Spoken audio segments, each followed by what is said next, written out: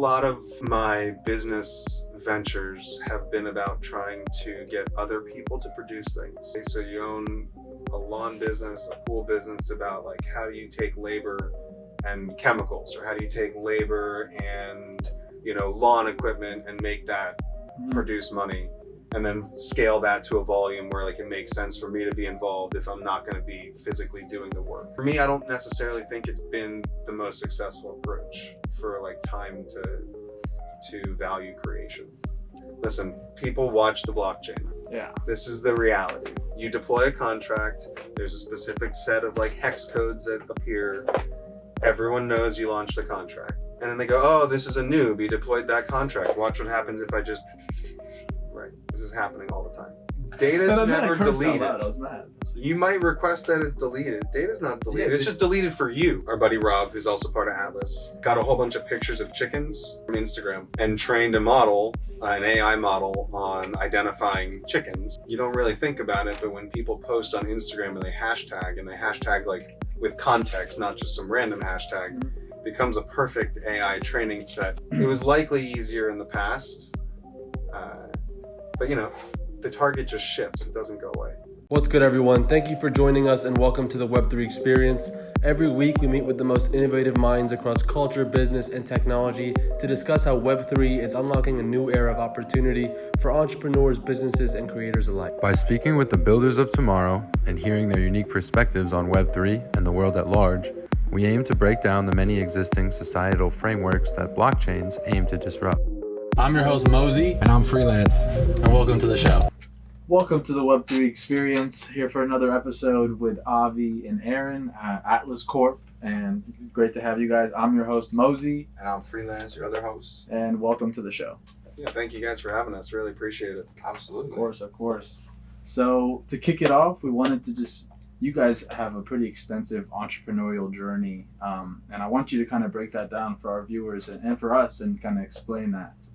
Your journey to Web3 and through business, just, over the past 10 years. Sure. You want to go first? Yeah, I'll kickstart it. I've been all over the place. First, my background's in electrical and computer engineering. Does that help? I'm not necessarily sure, but you'll maybe see how that's used throughout my journey.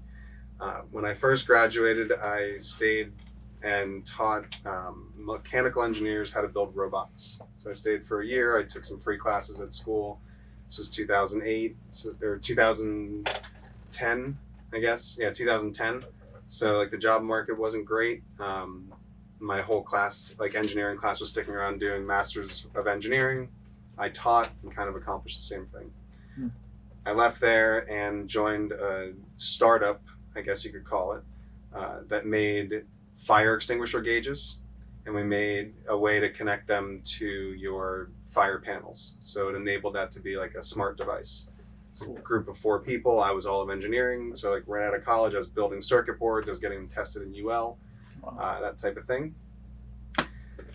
I left there. Unfortunately, when my father passed away, I took over a family business in plastics recycling and manufacturing, kind of all of a sudden. But life has a way of dictating your plans sometimes. Mm-hmm. So I moved from Boston down to South Florida and took over a business in South Bay, which is right at the southern tip of Lake Okeechobee. Okay. We were doing plastics recycling and making shipping pallets out of plastic that service the cruise line industry. So it was like a really weird, journey to go from building really tiny little circuit boards to working on machines that one machine might be 10 times the size of this room. Wow. With like really old style relay based computers, and just had to figure out life. Wow. Right. I was like 24, 25 years old, lots of employees, really big equipment. That went on for a while, and I used the relationships that I had there to start a distillery here in Fort Lauderdale. So we started making rum using the molasses from the Everglades area, which those manufacturers of sugar or molasses, those people were clients of ours with the recycling. So it kind of all came together. Mm-hmm. I left there having sold the plastics business to somebody who took it through like a merger and acquisition phase, kind of pivoted away from pallets, but at that time I had the distillery running, so I left there. Fast forward a little bit, the distillery moves to a location by US 1, by the airport. And this is where Aaron and I start really working together. I'd known Aaron since I was 2, something like that. Our parents were friends growing up. Yep. My dad, well, I guess our dads didn't know each other, our moms met. Our moms were in like Hebrew class together, married to Israelis, and trying to learn to speak Hebrew to the family in Israel. So they met at the class and grew up in Cooper City together. So Cool. Yeah, so the distillery had moved to this location that happened to be, do you guys know where Creepy Tiki is? no, where is that? Okay, so it's over by the airport on US 1. Like by the rollerblading, you know where the rollerblading Yes, is? but that's not there anymore. That's now the pet like center where they have Okay. overnight, whatever. So when we moved there was a ton of code violations, and the landlord was kind of playing games. Aaron and I ended up buying the property. So it was a big commercial property. It was like 26,000 square feet, Wow. 60,000 square foot lot, that type of thing on US 1. Wow. Took it through a massive renovation, fixing all the code violations, that type of thing, and ended up selling it, and kind of just from there use that to kind of do the next thing. We bought some houses, flipped those, did a condo flip in Fort Lauderdale, and we were just talking about before, we bought a lawn business, and then bought a second lawn business, and then started a pool business. What were the names of these businesses? Yeah. So the lawn business was called Lawn Cierge. I like it. 954-500 lawn. The number's still available if anyone's interested. The mascot was an alligator in a tuxedo mowing a lawn. Love it. and the motto was white glove service with a green thumb. It was great. Oh, that's great. I do have a jingle. I'm not sure it's readily available for this, but I can send it to you guys. And you Yeah, can tell send me it. what you think. Yeah, we can tag it in the comments. Yeah, for Actually, sure. I kind of want to hear you sing it, Aaron. If you want.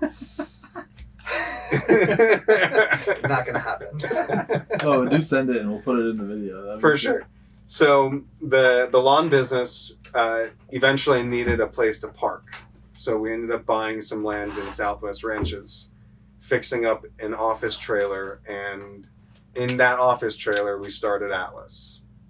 Now, there was some tangents left off of that, which I think is important, which is the tangents that get us into crypto together. Mhm. So I was gonna ask about that. yeah, Yeah. so our venture into crypto started, actually I was talking about Rob before this, so one of our other partners, Rob, came over my house sometime in 2016, I think it was, maybe it was 2015, and we were hanging out, joking around about being able to buy a Bitcoin miner.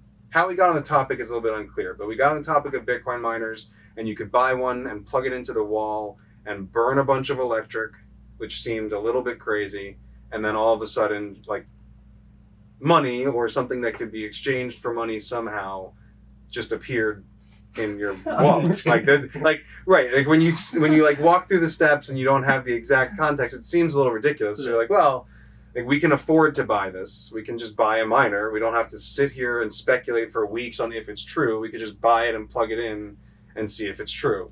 And so you do that, right? You buy one, you plug it in, and all of a sudden you start getting deposits. Now, obviously, the math on how much you're going to get all changes, and people can work on prediction models for that from today till the end, right? Mm-hmm. But that does not change what happens in the immediate, which is like you bought this thing and you're getting an immediate return from this thing. You're like, oh, this could be a thing, right? And so you start to figure out how do you get the miners cheaper, and you end up in a world where, like, the way we do NFT drops today, that's how miner drops were.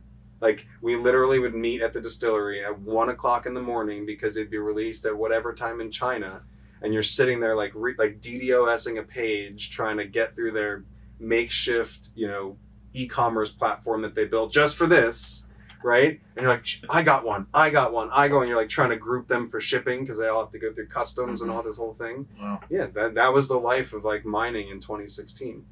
Transferring Litecoin to China, being like, I hope that these miners, I hope that I sent this to somebody who is actually at that company, right? Like, you start with that. That's And then crazy. finally they're like, oh yeah, we see your money, and eventually those miners show up.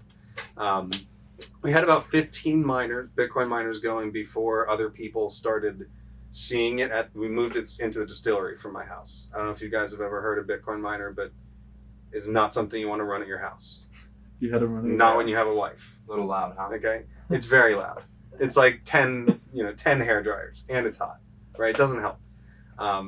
So we had them going at the distillery, and people would come to the distillery to taste it, to see it, whatever. We had clients, right? And eventually people see it, they take an interest. How can I mine as well? And fast forward, a couple months, we had built a facility in Fort Lauderdale, filled it. It was a couple thousand square feet. It wasn't that crazy.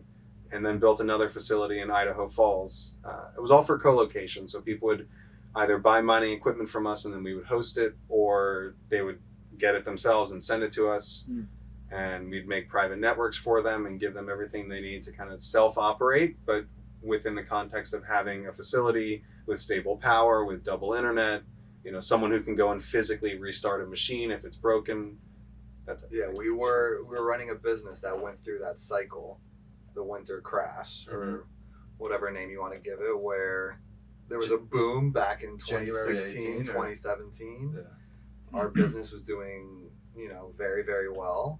And we were getting close to maybe 100 different clients doing co-location or just being, purchasing miners from us. And then all of a sudden, towards the end of 2018, everyone was just like, I want to turn my miner off. And, we just told them that they need to give us a month notice. So, month after month, we're dwindling down, and we had like one client left mining Zcash at the end, and that was it. He had like 60 or 70 miners, and once he decided to go, we just, had to close up shop and figure out what the next move was. That brings me to my next question. It's like you guys are pretty heavily invested in Web3 now, developing projects, metaverse development. We'll get to that. What compelled you, like throughout your journey, what compelled you to stay in Web3 and like really push this forward compared to all the other endeavors that you guys have had? That's a good question. And we could talk a lot about this, I suppose. So I think a lot of my business ventures have been about trying to get other people to produce things. Okay, so you own a lawn business, a pool business, about like how do you take labor and chemicals, or how do you take labor and lawn equipment and make that produce money, and then scale that to a volume where like it makes sense for me to be involved if I'm not going to be physically doing the work. I would say that's the case with the pallet manufacturing. That's the case with the liquor business. It's the case, all of these situations where like I'm not doing the work, and that's okay. That's a lot of people do that for a business venture. For me, I don't necessarily think it's been the most successful approach for like time to value creation for my involvement. Whereas being involved in Web3 or programming, not really Web2, because I never really put myself out there to build Web2 apps or anything like that. I never ran a dev shop for Web2. But spending my time coding or being kind of in that engineering niche where my education is, that is where my passion is. I could talk about it all day, and it doesn't feel like work. And for me, that's been the best place to be. One of the things I say about Web3, and again, that term is used loosely, but one of the things I say is just like, you have to show up and be who you are, right? You can want to be someone else, and that's great. And you can apply to a job that is not necessarily your skill set in hopes that you get some training for that.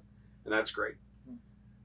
But you're not necessarily going to get rewarded the same way you would from the Web3 community if you show up and you are exactly you, right? Because that comes through. It's very obvious when you're doing that. And I want to stop you just for a second. It's like, it's ironic because I feel like in Web2 and in traditional business related, like at a building in a suit and tie, people are always trying to be somebody they're not, and always putting on a persona that they're not, a professional, be professional, and like with cancel culture and everything today, you're really on, like a tightrope with how you present yourself online and in person. And I feel like in Web3, everybody is so authentically welcoming to people because we all know that we're all in the same boat. Like we're going against that. We're trying to create a place where we kind of uplift everybody. We know that we're all from different situations, different parts of the world with different opportunities. And now Web3 is kind of bringing everybody together and allowing them to be themselves. So continue. I just wanted to bring that up. Yeah, it's right. You know, I look on Twitter and again, I don't know much about art, but like you can tell particular artists, if they're just straight artists and they happen to use NFTs as a distribution mechanism, you can see they were in digital art already. You know, they didn't show up because NFTs existed and now they can make art and sell it. You can like feel that passion in the way that they make their art and the way they present it. And that's been extended to developers. You know, I've never thought there'd be a world where like there's famous developers on Twitter that have like a lot of followers and people like care what they say and they're like rock stars of developers. Like what world is that? You know, that was reserved for literally music, right? Yeah. And now you have people that you're like, oh, if that developer said it, like must be true. Yeah, you got like Maki and Andre Cronje, people like there's like there's a lot of developers out there that have like that people follow. Right. Yeah. And the more that AI becomes a thing, the more that people have to learn how to program for whatever job they have. You know, I always jump to like the English major is going to have to know how to program because they're going to have to learn how to work with language models because language models exist and you can't deny them. Mm-hmm. You know, these types of things. You're going to elevate more developers even further. It's just people have this skill. It's like an esports type thing, but in a different way. Like you can manipulate the tech, you know. And I think it's something that people are starting to appreciate a lot. So let me ask you this: when you got out of mining and you start getting into development for blockchain, did you have to, you know, go pick up a little online course? I mean, what? Because these are different languages, right, than what you learned in school. Yeah, absolutely. So my training in school had me learning everything from like literally the electron on like a material science level to like how do we build processors, right? And everything in between. So how do you make transistors? How do you lay transistors on a board? How do you group those together to make logic gates? And it gets bigger and bigger until you're making literally programs with compilers and working in the opposite direction. Solidity is very close to low-level programming languages because you don't have the luxuries of memory management or some of these other things that come with Python and JavaScript and all that. It teaches you to think about bits and the actual memory beneath it. And Solidity is just that, and they just charge you for it. They actually stuck in this feedback mechanism that's like, well, if you're a bad programmer, you're going to have to pay more. Or like if you're a bad programmer, your money is going to get stolen. So you better not be a bad programmer. And so it introduces like really interesting feedback loop into being a developer. One, it actually cuts out a lot of people because they don't necessarily believe in themselves as developers, and that's a whole different discussion. You know, code can be patched in most scenarios. Even video games today are just released and patched left and right. Whereas like the video game developers of 15, 20 years ago releasing like a ROM in a cartridge didn't have such luxuries. So we're getting back to that, right? Like smart contracts are immutable. You put it out there, people are going to try to hack you. You're always going to try to be this like target to be hacked, especially if money's involved, and you can't fix it. And if you can fix it, what did you really build to begin with, right? You have to like unravel that. So for me, it's like a built-in challenge at all times, right? Like it's me against the blockchain in a good way, right? In a constructive way, right? But someone says, here's the problem. And my brain just starts working like, okay, well, if I do it this way, it's going to cost me more. So how do we work our way through that? You know, it's interesting hearing you put it like that, because as from a trading background, it's a very similar experience, because you've got, you know, MEV bots, you've got attacks, like you've got people playing with liquidity, and there's different ways that you can structure your transactions and your trades using different platforms, grouping orders, all these different things, so that way you either don't give away your position or you get the least amount of slippage, using different liquidity pools instead of putting everything all in one transaction.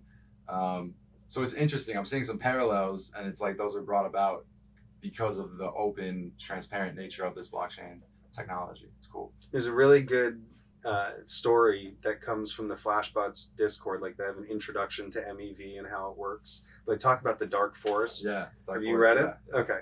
Have you read it, Mozy? No, I haven't. Well, I'll send it to you. Alright. It's incredible because you don't really think about what's in the mempool. And in fact, most people in ETH don't even talk about mempools at all. It's really more of like a Bitcoin discussion even.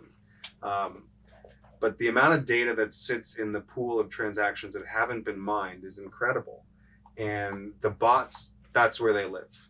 They don't live in the already hashed transactions, right? They live in this world of like, they see you submitted a transaction to Uniswap and they buy and sell on both sides of your trade with you. They like grab your trade and they go, cool, let's make sure Mozy gets in this block. I'm all for Mozy being in this block, but he's going to be in this block and I'm going to be on both sides of him. As long as we're on that page, we're all good. I've seen this happen where bots have spent like 30, 40, 50 Ethereum to sandwich attack a trader who then maybe they only spent half an Ethereum or a full Ethereum, whatever it is.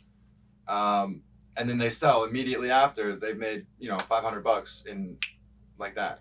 Right. And now the trader is underwater on this position that he literally just opened. But so like there's sandwich attacks, but if you take a step back, there's bots that run against every transaction that's submitted to the mempool. Every transaction, okay? Imagine if somebody else tried to call the same function on a smart contract that you did, and all they're looking for is if their wallet increases in ETH if they make the same call that you made. Right? So if you took a smart contract and stuck an ETH in it and then never did anything, but there was a function on there that if you called it, you could withdraw the ETH. If anyone could call it and withdraw the ETH, there's literally no way you'd get that. You could never take that ETH out. Either you're going to look at it there forever and just admire it in the smart contract. The one time you or touch when it, you try to take As it soon out, as you try. someone else is going to Yeah. get it. 100% of the it's a time. booby trap. But not really. It's just a reality that there's people operating in a different data space than you, and they know how to play with the bots. So they can make their transactions go ahead of yours. They can package yours together when you just think about signing on MetaMask. Obviously, it's probably progressed a lot, the tech and the way you read contracts and stuff, but is there a way you could know if you were interacting with something like that? I don't necessarily think it was like anything that the users could have determined. This was like a security expert who was just, listen, people watch the blockchain. Yeah. This is the reality. You deploy a contract, there's a specific set of like hex codes that appear. Everyone knows you launched a contract. Etherscan will show you contract creation with the name of the contract, even if you don't verify it. It'll still tell you the name of the contract. So, it's people are watching that. And then they go, oh, this is a noob. He deployed that contract. Watch what happens if I just... Right. This is happening all the time. Damn, I feel like since 2008, like right when blockchain actually became a thing, there's probably so many hackers that jumped in learning as much as they could, just waiting for the newbies to come in and start fishing, liquidating, taking stuff. You gotta be careful out there, man. Well, these MEV searching or block building at this point, because of the way MEV Boost works, it's a job. Yeah. If you are smart with data, you could probably work an entire year, find one transaction that was worth it, and you paid for your entire year. You see stuff pop up on the Flashbots Twitter, like, bot makes $10 million. And then they lose it because they like messed up with the way they made their bot contract and they got drained. But like... The flash loans interest me always. The flash loans are an interesting concept. Well, it's part of that whole attack vector. Yeah. Is that like a sandwiching process? The same Yeah, because you can like borrow ETH that you never had, execute a buy, sell it to the person who's doing this, like that you're sandwiching, and then make the money and return the ETH that you never had. And then you just keep the... block. Yeah, and you go, oh, I'm going to give the miner 5 ETH for their time. Thank you very much. And it's like you kept another 5 ETH, whatever it is. Yeah, you just keep the overage. Wow. It was likely easier in the past, but the target just shifts. It doesn't go away. I remember first looking at a Flashbot transaction or Flash loan transaction. I'm like, why is there so many lines on this like transaction hash over here? And you just see this tremendous amount of money moving from one wallet to the other, and it's like didn't look like actually anything happened in the end. It was just somebody got a little bit of ETH and didn't really do anything. Yeah.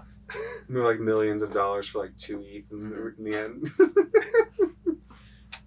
This brings me to my next point that I want to talk to you guys about, and you have a really big background in data and data storage and monetization. How secure are people's data? Like, how secure are people's data? Who controls the data? Who owns it, and where does it go? What's the monetization process like?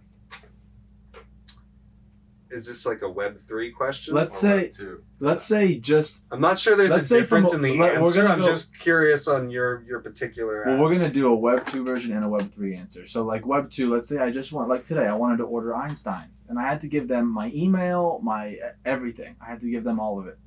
Where does that go? Why do I need to give them all of that information to get a bagel? Because I want to sell you the next bagel. It's not about this bagel. It's Yeah. never about this bagel, Mm-hmm. right?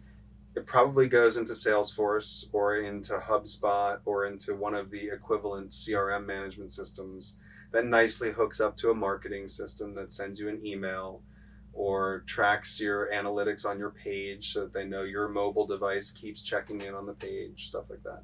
And are these all tied to the data systems with social media and all that, and then kind of all these different databases work together? And like I've read up about data storage, and I've also seen that there's like thousands of pages of data on every single person that is just getting shifted to different parts of the globe, to different corporations.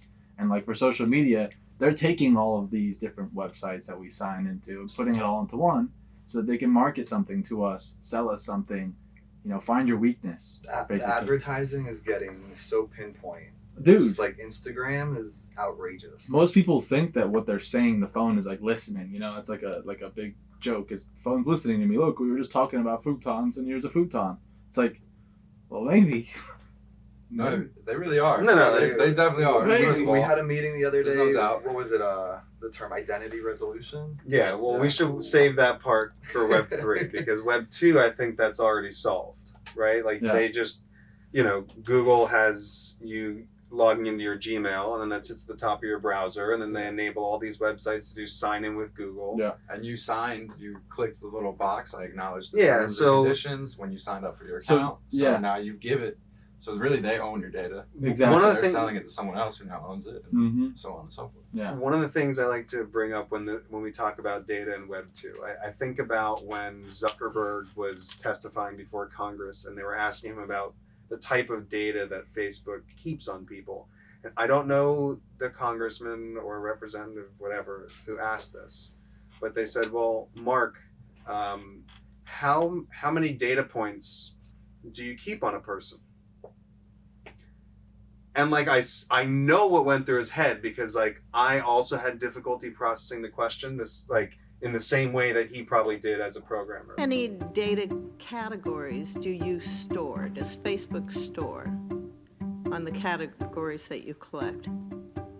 Senator, can you clarify what you mean by data Well, categories? there's some He can't even quantize such a number, right? Yeah. Because what are we talking about? How long did you stop over a particular post and look at it and then scroll up or down? And then did you like minimize or maximize the page after? Those are all data points. Those are all data points. Yeah.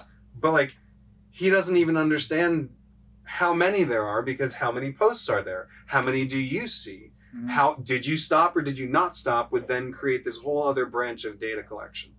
It's a nonsensical question. Every person has a There's different- so much data that's used to track. Yeah, And it's not just your interest, it's how you think about your interests. Yeah. Right? All of that goes together Mhm. and you can do really interesting things with it. Some we can think of today in this room, different things you could do. But they're also storing all this for like future research. Oh yeah. AI training, how do you propose a better ad? Did you click on it, not just to sell that information to the person who paid to have you click on it, but to feed that back into that mechanism of recommendation engines. Mm. Yeah, So- and there's also like when you use Meta for Business and you're making these ads, and there's other platforms as well, but you can find these analytics, you can find these metrics.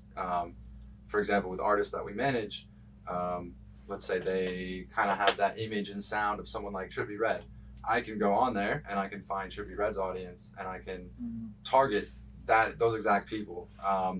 If I have an artist that, wants to go to Lollapalooza next year, I can go target any mobile device that logged into Instagram that was in this square radius where Lollapalooza took place from these dates, and then, especially target that in on the music that they like to listen to and the style of fashion that they click on.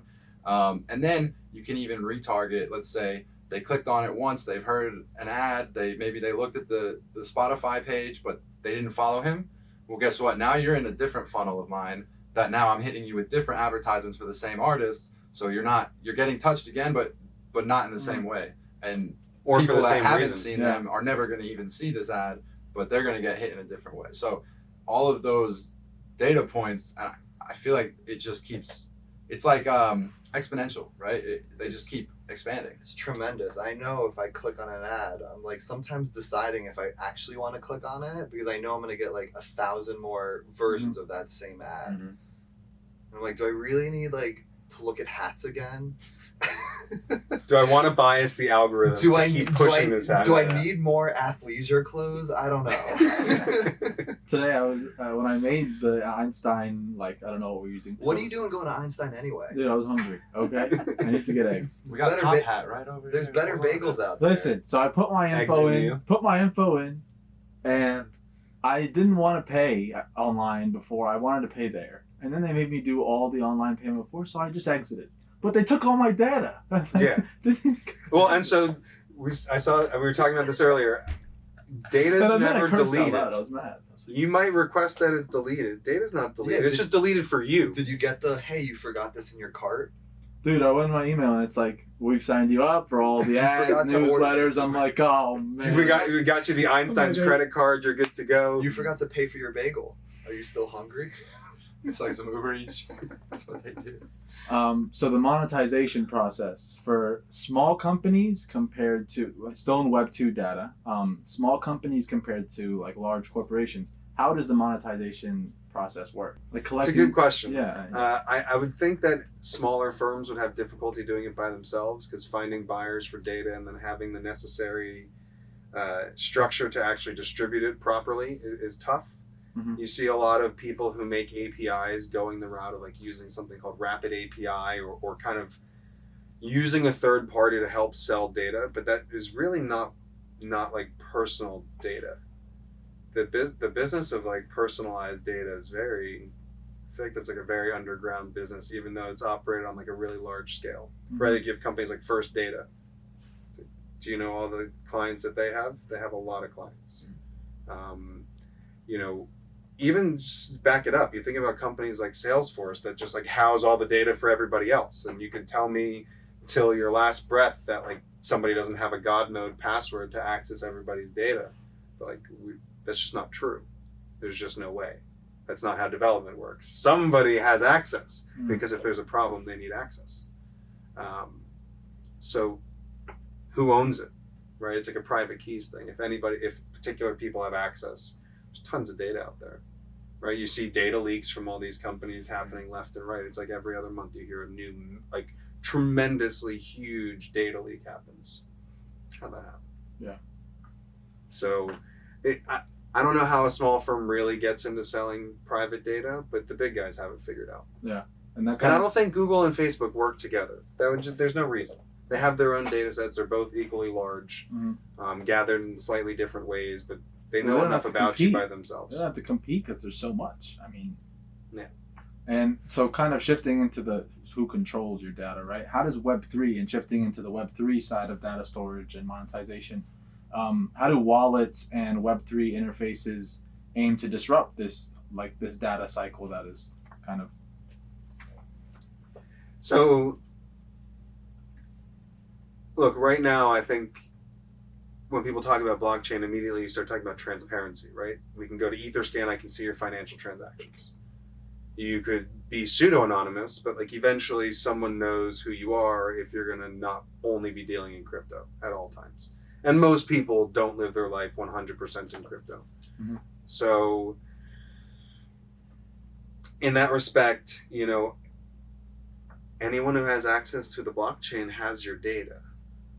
In fact, you paid for that. You like wanted that. That was a feature.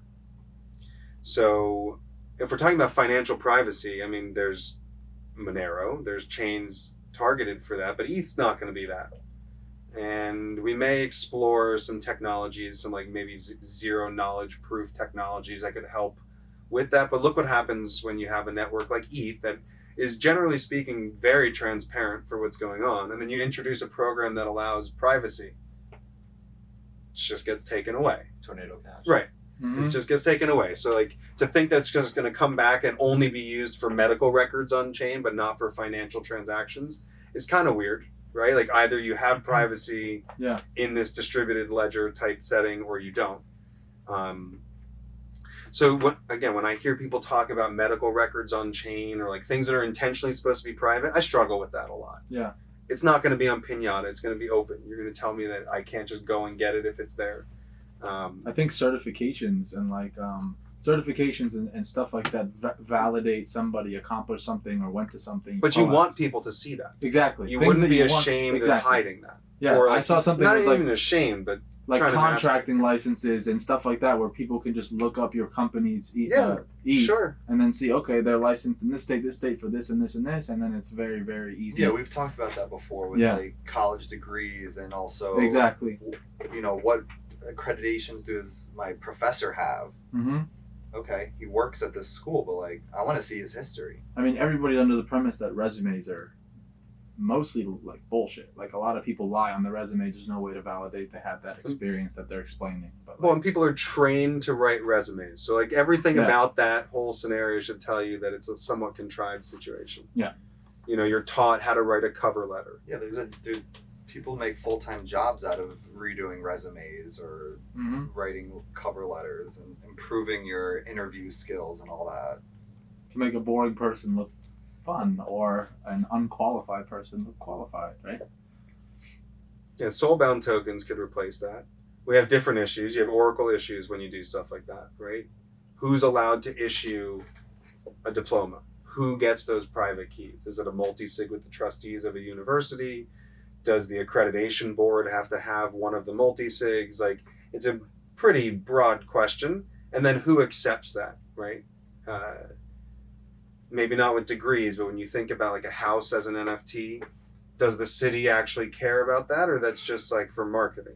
Mm-hmm. Is the city going to force a lien on an NFT if like a plumber wasn't paid for his job? Does the plumber know how to interact with the NFT? It's just a crazy thought that that's going to be the world we're in. Now we may be there, but it's a lot of steps, and it's baby steps. Right? Yeah, the companies are trying to make that that transition to like, you know, real estate is a great example. The IRL transition, they're handling the whole process and like having to deal with so many things that in the future, once more people are familiar with how to use the protocols and like use a wallet, they'll be able to take some of the burden off of that. There's a whole conference this week in Miami for Web3 and real estate. Yeah. So, you know, there's companies trying to do this right now. And like Avi said, it's an Oracle problem where does every city and county and state use the same deed structure and lien system, and nobody talks to each other?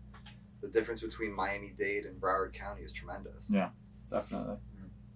You know, and then you're talking about getting rid of title agencies potentially. That's a big monster that you're not going to get rid of so easily. The small cuts. I mean, that's what Web3 aims to disrupt, is like the middlemen taking those small percentages. I saw something, I don't know if this is factual, but it's like 5 to 7% of the GDP is from the middlemen taking small cuts of transactions from every single industry. And it's like 5 to 7%. That's a big number. It's a lot of money just for people who sometimes that's okay though. Sometimes, yeah. How else are you going to have two people who don't know each other completely trust the situation? Correct. When you're dealing with an asset like that. Yeah. Yes. That's why there's a high level of trust that's needed for. Well, I think the goal with these systems that are being built, especially when you study a project like Chainlink, they're going into these. They have the deco side of things. I don't know if you've read much about that. It was developed at IC3, which is a privacy preserving Oracle protocol. and when you listen to someone like Eric Schmidt talk about these ideas and concepts that were being built, that are being built, that we're aiming towards, it's almost like we're in a research stage where we're building potential solutions to these problems, but the way that these solutions can be implemented still isn't fully there yet, right? So we're kind of like reaching into the future and trying to bring that closer to us, while at the same time, on the other end of it, protocols like Ethereum and other layers are building to get to a point where those 2 points can meet, and then the infrastructure is there to support these kind of ideas, or these projects that aim to smooth out. I mean, not just houses, but there's other financial transactions, derivatives, things that multi-million dollar, hundreds of millions, billion-dollar contracts, where same thing, right? You have to trust in this process, and right now, no big bank is going to go, do $1 billion derivative on the blockchain. It's just not going to happen. But as these, levels keep getting built on top of each other, I think we're going to get to that point in the next, 5 years, 10 years. Yeah, I agree. We have probably 3 to 7 years before things like, I mean, Reddit just onboarded, what was it, 2 million, 3 million users? So it was like 2.8 million wallets or something that they in created. in a day or two, and they didn't even mention the word NFT.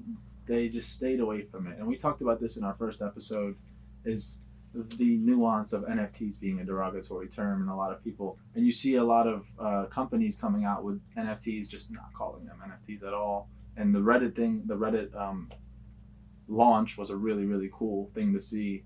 I saw a Reddit post. There was a guy completely describing what NFTs are and saying how they're doing it so wrong. The JPEGs on Ethereum are horrible. Look how Reddit did it. These actually have purpose. They're like skins on a gun, and they're basically explaining why NFTs matter. Right. But just thinking that NFTs and JPEGs are just totally different than the digital collectibles that they just bought.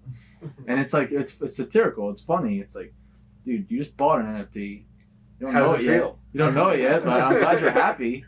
Yeah. Yeah. I think that's a pretty cool move on Reddit's part. I hope it doesn't really mess up the Polygon blockchain, because I do like to use it, and it's a lot more traffic, but we'll see what happens.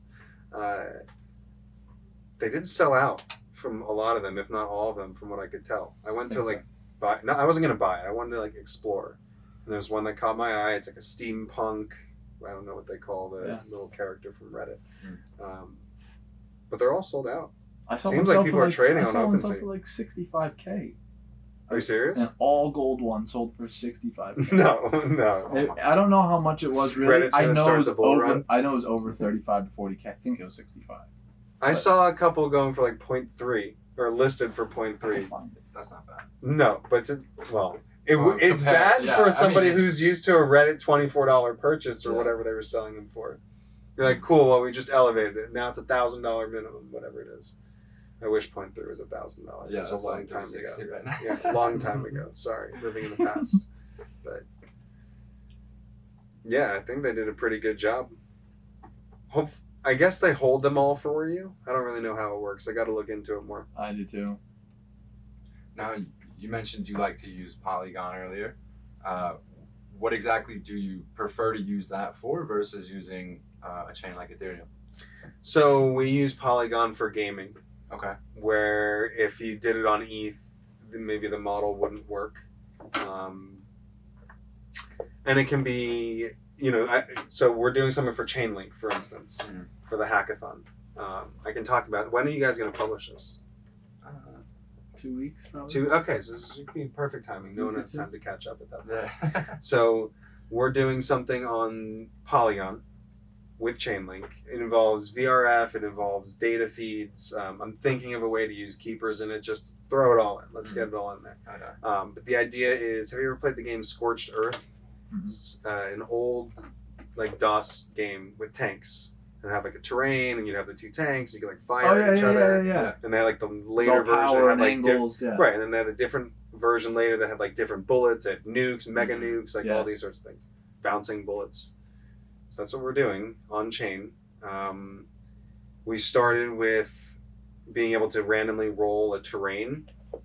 We used some concepts from electrical engineering called superposition to make like a realistic looking terrain that was randomly rolled on chain. Now it takes six blocks worth of polygon gas, so I'm probably not going to do that on a per game basis. But we proved out that could be done. Doing that on ETH would be impossible. Mm-hmm. Like you know, it's never going to work. That's why Axie created Ronin and Zrun shifted to Polygon after like I think a few weeks of being or months on. Yeah, but the Zrun races is off chain as far as I can tell. Oh, so why'd they switch to the Polygon? I think just the NFTs are on Polygon because there's a lot of them and people move them around. Uh-huh. But the races are not on chain. Oh. As far as at the I end can of the tell. day, it's just the microtransactions. The microtransactions on ETH are just impossible. Yeah, it's impossible. Yeah. So, you know, for that game, we're doing all sorts of stuff. There's NFTs involved for the tanks and for the ammunition. Cool. And we have some more to that storyline, hopefully for after the Chainlink hackathon if people like it. But we did on-chain physics, so you can like join a game and fire at another tank and like see the parabola formed with like on-chain math and That's collision so cool. detection. And were you That's able to cool. like look into those old games? Like, are there repositories of the code that was Not used? really. So it's all just makeshift of you. It's guys. all like, well, if we had to do this on chain, how do we think about this? Huh. You know, what is a terrain? Well, a terrain is just like a bunch of heights and slices. Mhm. You like really start thinking about memory as just like a grid in this like virtual computer, and how do you put a terrain on that, and how do you do bullet calculations on it? I don't know. I was like trained on this stuff. Like I had to build a lunar lander video game, which is literally just like a knob, literally like a potentiometer from that mixer, and a power button that allowed you to like move this spaceship on a TV and land, and it all came off of like a tiny chip like this big. It's like the same thing, just in a distributed sense. Wow. Just gotta think about the game like that. Were you guys building lunar landers also? I was playing Halo in middle school. I don't know. I did that for MW2. I don't know. I lived a really nerdy life. I don't know what to tell you. You lived an awesome life. Our buddy Rob, who's also part of Atlas, got a whole bunch of pictures of chickens from, we'll say from Instagram, Mhm. if that's okay, I guess, and trained a model, an AI model, on identifying chickens. You know, you don't really think about it, but when people post on Instagram and they hashtag like with context, not just some random hashtag, Mhm. becomes a perfect AI training set if you were to just dive into particular hashtags. So take, let's say, 100 breeds. I don't know what the actual number is. You take a couple thousand pictures, you sort them, and you train a model. And so he built one. He called it Bot. It's on Reddit. So if you go into the like the R chickens or backyard chickens on Reddit, Mhm. and you see a picture of a chicken that you don't know what it is, you can just tag, you know, u/bot, and it'll answer you with the type of chicken, and it's pretty accurate. That's really cool. Like probably gets it right about 96% of the time, something like that. It's incredible. I think there's a lot of apps coming out that are just using AI to identify. I have one for my cat. I found out my cat's breed. There's a Dog, guy that used one. Plant curing. The plant one is good. The I used to guy use that that. used one, he would take Instagram pictures, and then he would go connect to like all the publicly available camera angles, and he found like like the moment you took the picture, and he would put the Instagram shot on one side, and on the other half of the screen, you'll see the person like walking up to that spot, turning around, going like this, and he finds like where they were when they took the pic. It's crazy. All right, so we wanted to get into your development background. So, as a full stack development company, you know, who's partaken and developed a lot of different NFT projects, collections, art projects. For a newbie, what are like the key steps, core steps, fundamentally, like technically speaking? What do you need to build something of your own in Web3? Like, you know, build your own community through some sort of art that you've created or something, you know? So I can't say we have experience with building a project from end to end, right? Because we come in and really just help on the development side and then start to spread a little bit out from there, like give some opinion on artwork where we feel like we should, or maybe provide a little bit of guidance for what we've seen work with projects in the past from a marketing perspective. But I can't say that I necessarily know how to create your community or how to get people interested in what you're talking about. Again, I think back to what I said before, which is just, it has to come through as actually your passion. Yeah. You know, if you weren't into cleaning beaches before Web3, Web3 is not going to make you interested in cleaning beaches. I'm sorry. And if you like use Web3 as that like crutch to exactly why you're doing this particular charity activity, something's off. You know, there was a wave of people doing charity-based NFTs, and if you look into those people's histories, they never did anything for charity ever in their entire life, right? And I heard conversation because we got pitched on helping projects like this, and like, well, we're going to take the industry standard of like 25 to 30% of, you know, the collection for the effort of putting together the collection for charity. And it's like, guys, it's not interesting. It sounds like you're just using you're just using the system in front of you to try and get money. Yeah, and I think also the answer to the question is changing, because 6 months ago, a year ago, people were building communities because of the potential of the flip, which I don't know if that exists anymore. You know, like the quick mint and the turnaround. Yeah, if you get a $3 billion valuation like that Renga or whatever it was, that might happen. But is that really something that's happening frequently anymore? So are these communities being built because people actually care about the project, or because they were getting, you know, making a lot of money on it, and then they cared more about the project? Yeah. So it was like a gold rush last summer. Yeah, definitely it was. I don't know. Think about Mechaverse. Just think about Mechaverse. Okay? Man. Mechaverse. Everyone wanted these things. No one knows why they wanted them, but everyone needed them. Yeah. And we're willing to pay. And we're willing to pay outrageous sums of money for them. And like, someone spent like 600 ETH on a Mechaverse, and it's worth right now. You could just they're $15. They're basically free. They're basically free. 600 ETH at the time was how much? Like a couple mil.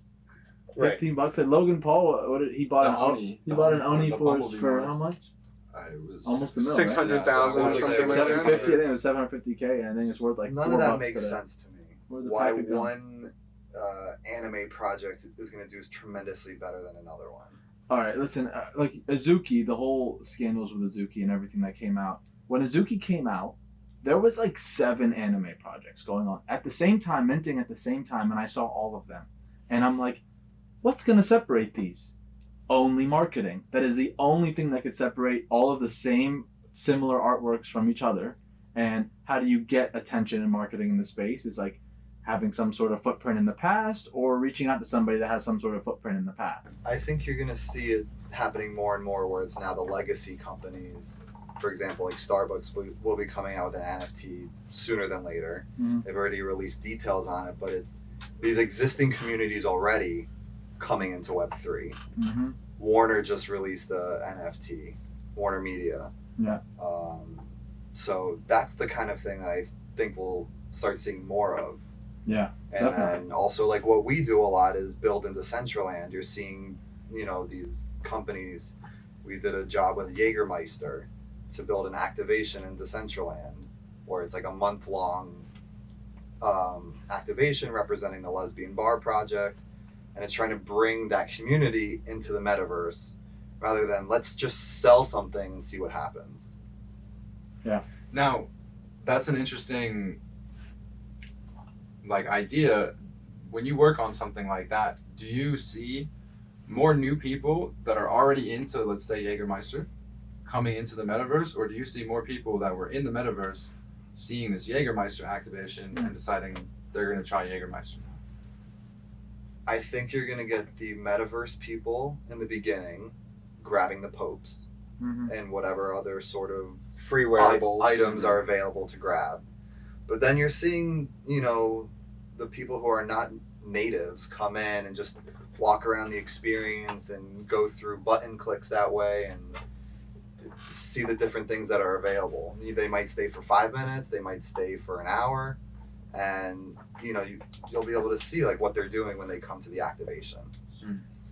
The other thing that's kind of cool with a deployment like Jaeger or any of these bigger brands that you see is that, so it's a month-long activation. You'd think that people only go there for the popes and the wearables, but people then, like in a week or two when it dies down, they try to re-leverage these big brands' content for their own game, right? They'll go and do a photo shoot at the Jaeger scene because they think that Jaeger is going to retweet them. And so by getting retweeted by Jaeger, you're like, oh, well, I build my social following. This is the same thing with It's like what we Bored do, Ape. ape follow ape, or Right, but you Patreon, don't get that from the Jaeger site. We're not going to like party browse the Jaeger site and you're going to see my mouse with my Exactly. name and be like, oh, bro, Avi was at the Jaeger website.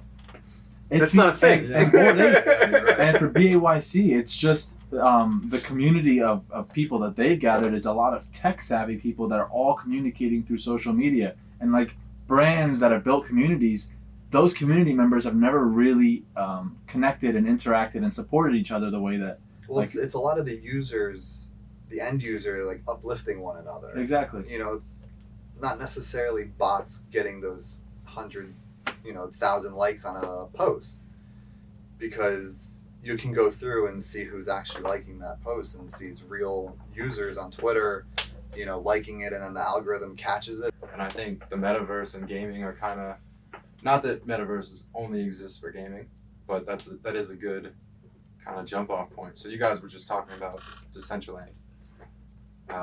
When did you get into the metaverse and how did that look like? What did it start off as? Yeah, so I got into Decentraland probably January 2021.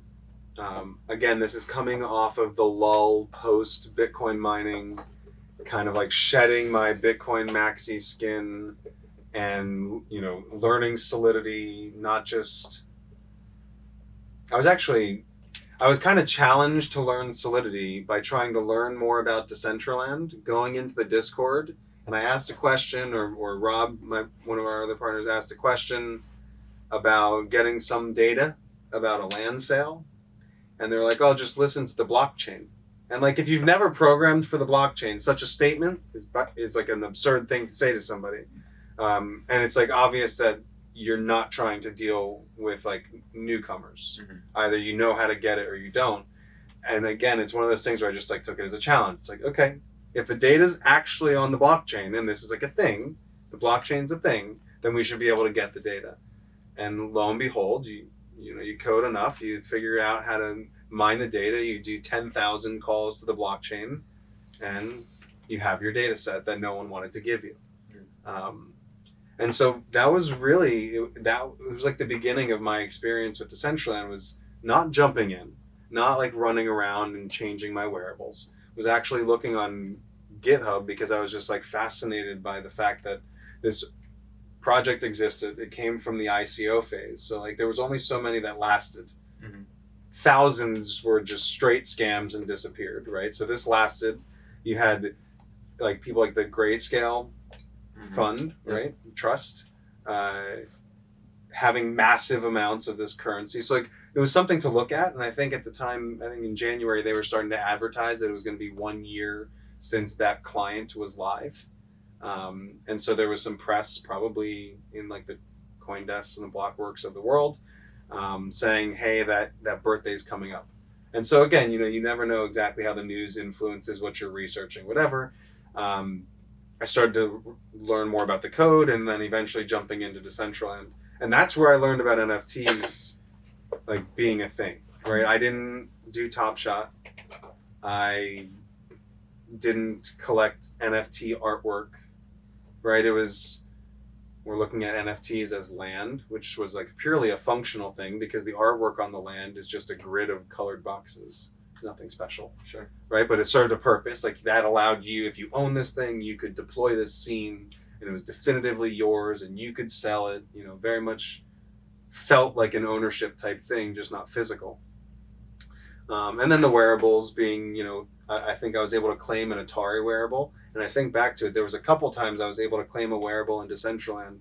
And at the time it was all L1, like all mainnet Ethereum wearables, which is not a thing anymore. They do not do that. If you have L1 wearables, it's like a collector's item. I think they even attributed voting power in the DAO now to L1 wearables.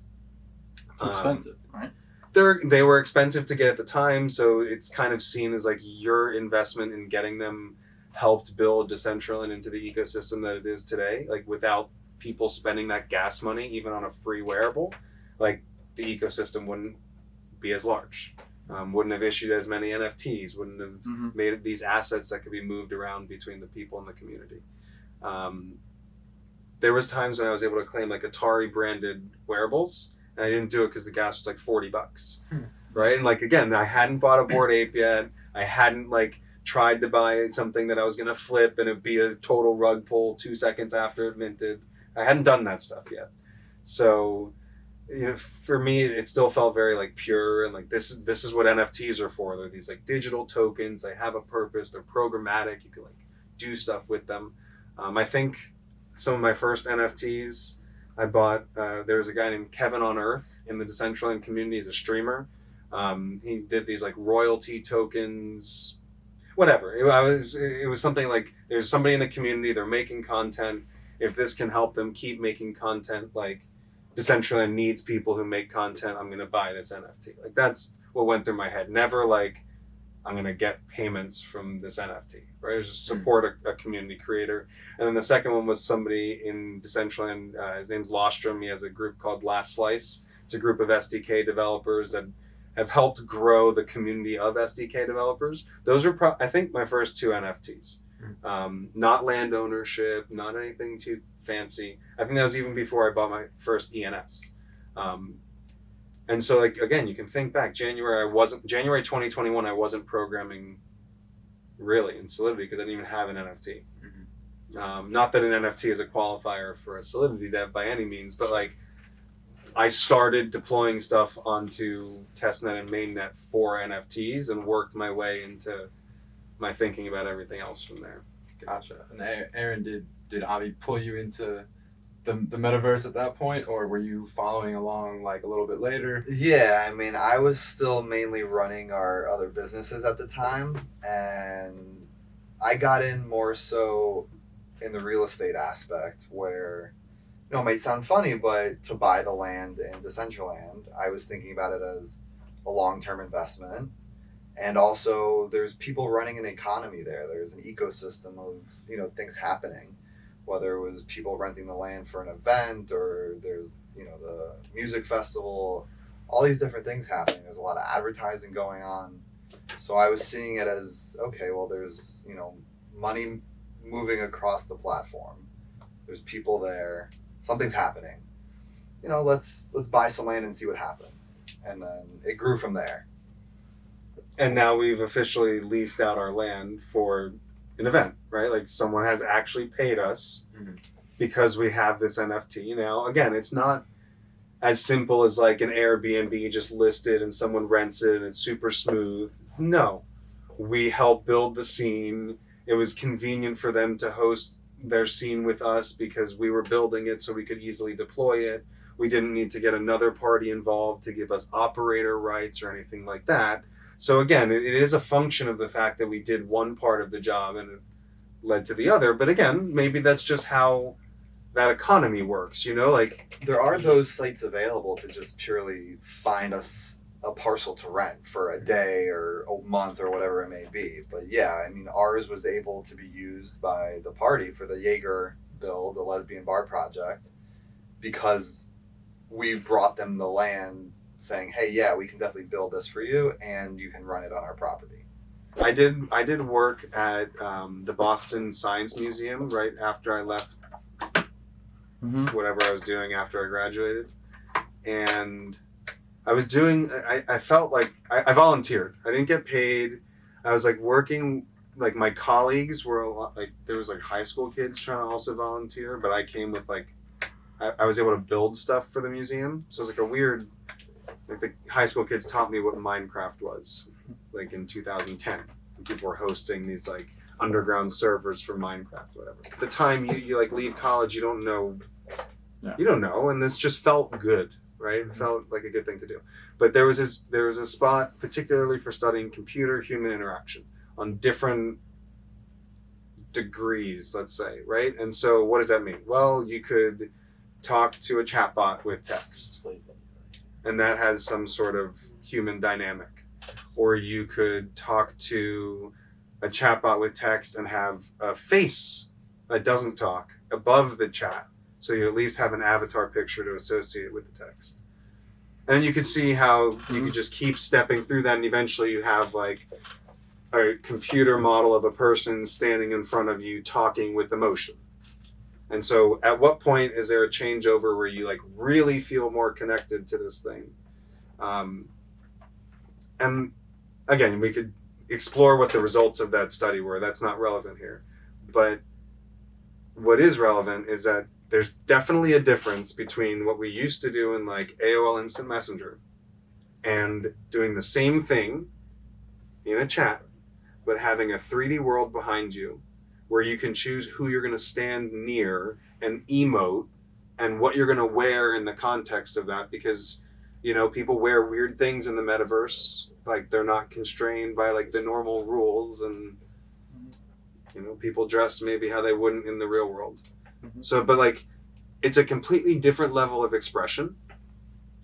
And at some point you cross this chasm where it actually feels like a real memory and not like you remembered a chat conversation. You can remember chat conversation. You have a text message that made you happy or angry. You can very much like put that memory in your mind, but it feels like text. Mm-hmm. But like, I definitely, did you ever go into like the Fortnite events for like the marshmallow or the I saw Travis go. Okay. I was there for the marshmallow one. For me, like I remember that event like I attended it. I didn't because I wasn't physically there, but like I feel like those holograms of the dancing pink bear were freaking huge. That's how I feel it in my mind. Yeah. And so part of that is definitely this like metaverse feeling. Yeah. You can call it a metaverse or not. There's enough people in the Epic system that like that has its own metaverse feel to it. Yeah. Right? But it's just, it's like a different thing in your head when there's all those layers that are normally something of the physical world and you try and replicate as much as you can. Yeah. Yeah, I think metaverse is like a loose term these days. Avi and I are in a group chat on our iPhones with like 15 other guys that we grew up with in Cooper City. Hardly ever see any of them, but we're all connected through this group chat.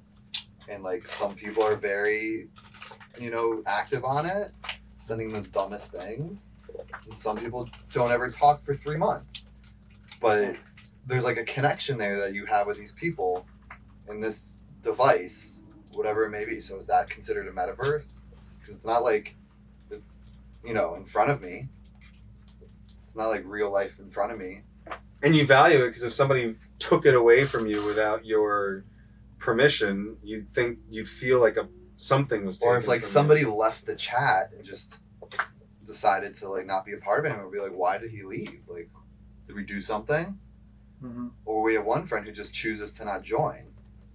Red. Like, you know, he doesn't want to be part of our digital world, our digital like conversation. It's like just different levels of connection, right? It's like progressing from texting to calling to voice chat to VR, like all different levels of connection and immersion with people. And like that's where the metaverse is going to go, is just like higher operability with immersing yourself with other people from all over the world, right? I'm super stoked for Decentraland to have VR. Yeah. Right? Because the idea that anybody can deploy something with an SDK to a decentralized network of content servers and then you just spin it up in your headset is incredible to me. Some of these buildings that I've known for a year and a half that are like familiar to me, even though they're just in this like remote place on somebody else's computer, right? Mm-hmm. To be able to stand in it and have the perspective of like your height in the space and your movements in the space and not just like how do you press a keyboard and how do you move a mouse. Yeah, because Decentraland is actually built it's a metric system, right? So each parcel is 16 by 16 meters. And then there's height limits based on how many parcels the owner has. So you can actually feel the difference when you're on a big property versus small property. Pretty interesting. So what's it capped at, the amount of parcels in Decentraland? Is there a cap? So Does that apply? there is a cap. I do believe the smart contract would allow it to be for you to make more land, although that's a pretty contentious topic, as you can imagine. In its base form, was it made to be capped at a certain supply because Yes. to create scarcity? Yes. Again, highly debated topic, whether that's actually the intention of the white paper. But as a DAO would go, there are landowners that have VP, there are manholders that have VP, and I think it would probably be difficult to vote to expand the land. You'd have to have all the manholders on board to expand the land, and then it becomes a distribution question, and I think it overcomplicates it. Gotcha. The map was originally 301 by 301 parcels.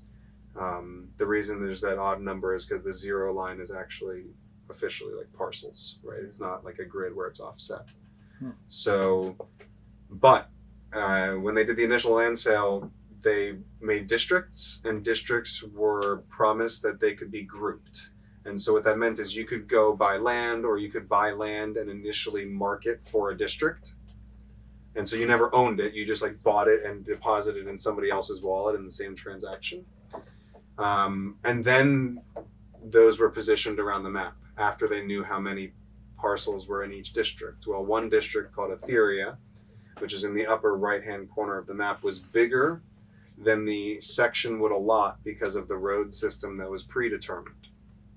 And so the only way to give them a contiguous estate was to set it off of the map. So while it does appear that Decentraland has a square map, it actually does not have a square map. There's an entire section on the north side, but only on the right, and on the east side, but only on the north, that is not part of the square. And it's not necessarily known by a lot of people. I don't know, like you might go there, but you don't really necessarily think about it. What goes on in those squares? You know, funny enough, you can walk really far off the map, and you just like appear in the blank area on the map, and so you can't build there. Is that where the other side is? It may be. That's what it's It may be. There may be meetings that happen beyond the map. That's in the upside down. Yeah. I'm not sure anybody observes that space. Well, wasn't the first Bored Ape merch a Decentraland wearable? Yeah, do you guys have that hoodie? I don't have that hoodie. I don't know. Or the It's Mexican. Grail. Oh, I have the head. That's what I wear in Decentraland. Because, you know, obviously a lot of people got those wearables. I think it was 2,000 that went out. But like of those 2,000, how many really go into Decentraland frequently enough to like be seen wearing those wearables? So like when you show up, people have like never seen these wearables. It's like rare, and people know it's rare because they've never seen it. Yeah. And they don't know where to get one. You know, that type of thing. I love that robot head. Is there somewhere to get them? I mean, you could buy it on OpenSea. How much If it's is it? for sale. There's only a few of them out there. Yeah, no, Yeah, none there's of that. probably only like 20 listed on OpenSea. Again, people just like don't think to go and list it. Yeah. It's a Polygon, you know, wearable. It might even be in their hidden folder. Mhm. So I have a lot of wearables for Decentraland. stuff, just for different collections. I have like a raptor head from this Clever Girls project that I minted a while ago, like dinosaurs. All right, so to sum it up, what we talked about and like the metaverse and everything colliding, what do you see the future metaverse looking like when you combine NFT ownership with, you know, the data transference of in Web3 and just the use of crypto, etc. People connecting through VR, everything. What do you see a metaverse looking like? So definitely NFTs and metaverse are going to be tightly coupled. They were always tightly coupled. And, you know, NFTs are that perfect and easy way to create that digital ownership that can, as Aaron said, be used to like open a door in a metaverse, right? That makes a lot of sense. And owning clothes or owning the land, that type of thing, people are just going to get more creative of digital things you can own, and when you're trying to represent it in this 3D space. So that's going to keep going. We do talk a lot internally about like how our chatbot's going to start to influence this space a little bit, and not in a way that's meant to be like, detrimental. In a way that's meant to be like helpful. Like, how do you take an assistant bot, maybe even for a specific task, stick it in a scene so that you give it like context, so when somebody walks up to this thing, they know what you're about to talk about. But then maybe use AI to help people do something or a task by talking to another NPC or another, what they believe is a person. I don't know how else to describe it. So like the development and progression of AI is heavily tied to the metaverse, probably, right? When you have stuff operating like quickly like that, there has to be some sort of high level assistance by robots and just computers, right? Definitely. I mean, have you seen Westworld? Yeah. Like, I believe there's a world in which we can make these bots that are make it interesting for you to be in the metaverse, where even the bots work with the other bots and influence each other's storylines to try and make it an interesting place to go and change the script up all the time. There's no reason we can't do that. Is that good or bad? I'm not really sure. That's what I was just about to get to. But this is all about content. People need things to do. They want to engage with new things. They want experiences that feel like they're changing. Exactly. If you jump into Decentraland and it's the same thing every single time, or you jump into Sandbox and it's the same thing every single time, like, I don't know. I don't browse the internet like I used to. Right? I feel like I used to be on like Stumble Upon and like just like stuff that just threw me all over the internet. Eventually, like, find your places that you like to go, and that's where you go. So I could see that happening, but in order to make it not boring, we need to like have those places that you decide to make your hobby places that you go, or your consistent places, be really dynamic. Yeah. You need, like, it can't just be relying on other people showing up. There needs to be like pre-seeded interactions and those types of things. But there's not going to also be just one place that people are going. No. There's too many different types of people and different ways of accessing whatever it is they want to get to. So the interoperability, it's like never going to happen. Yeah. Because it's just going to be a bunch of different metaverses with different initiatives, right? Different companies create the their same ecosystem. way there's MacBook, Lenovo, Chromebook, and whatever else, Windows. Like, there's different ways of accessing the metaverse. So that's going to still be something that's going to happen down the road. Yeah. The interoperability is probably called Google Chrome. Because the internet isn't like, people have servers all over the world and they put these websites there or they put these apps there, but like, how do you really get there? Either Apple or Android gives you a platform to download like a pre-reviewed app that they know is going to not break their system, or you go to the web app, which is all a protocol that like we developed at like the lowest level protocol, and then everyone just builds their own browsers, builds their own servers, builds whatever. Just like there's Apple and Android, the same idea. PlayStation, Xbox. Yeah. There's going to be, I hate to say it, but there's going to be like a higher end metaverse and a lower end metaverse as well, in my opinion. I think the other side is just going to be like But that might be geared to just like gaming. Maybe. But what do you think about the SDK process and that, and how... The ODK. ODK. That's what they call it. They've branded it the ODK. What do I think about it? What do you think about the ODK process and the other side? Well, have you been approved for the ODK? Not yet. Have you been approved for the ODK? I haven't checked. I don't think Yeah, so. no, neither have I. So that's how I feel about that.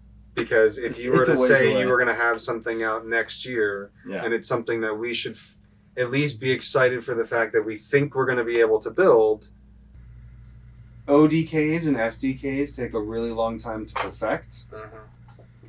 It is unprecedented even in a centralized sense. I guess Second Life did it, but this is going to be way more extreme, to having independent developers submitting code into the centralized system to be run without checks and balances. So if there is going to be checks and balances, it's going to be a really slow process. It'll be like getting into like an Apple store, but into the other side. We didn't really talk about it, but that's also what, drove Avi more towards Decentraland and Atlas Corp to be like big time into Decentraland is because of that reason, that we can build something on this parcel, this scene right here, directly next to somebody else, and there won't be any issues. So he's talking about adjacency, but as it relates to programming, right? It's one thing to talk about walking from a property to another property. It's a completely different discussion when you say, how do you have two developers who've never talked to each other, who don't want to talk to each other, build code and stick them directly next to each other and have one not crash the other one's code? How do you do that? And guess what? It's still being worked on. It's still being perfected. And we're 5+, maybe 6 years into this process for Decentraland. Yeah. So like, I come at the answer of like, what do I think about the ODK with that in mind, right? Yeah. You can do certain things and you need certain amounts of time to do other things. So it'll probably be really good at character imports, because that's going to be a very easy, low-hanging fruit. You're going to say, let's use the FBX model or whatever it's called. Let's use a very standard avatar rigging system, create some basic constraints on size for a particular avatar that we're going to allow, because maybe nothing's going to be bigger than a coda, right? Like some artificial restriction like that. But they'll be really good at that, because that's going to be community driven, right? They're going to say, we can bring in World of Women, we can bring in Cool Cats, everyone in that helicopter's coming in. Yeah. Right? Very simply, right? And even Decentraland could do that, but that wasn't the focus, right? I think that the focus of the SDK part will probably be that for Otherside to start. When you have a high-end product like Otherside, I'm going to say high-end because like the graphics are way better than base Decentraland graphics. We jumped into that game, that like Trip 1. Yeah. Like, that was great. Like, again, was it Call of Duty, like, really crisp, clean lines? No, that wasn't what they were going for. But it was definitely like orders of magnitude better than the base level of graphics in Decentraland, right? But that requires having a style guide. That requires having like some consistency across builds. Yeah. If you just let people start building like they build in Decentraland, I can just build a house with plane shapes, literally just like white walls.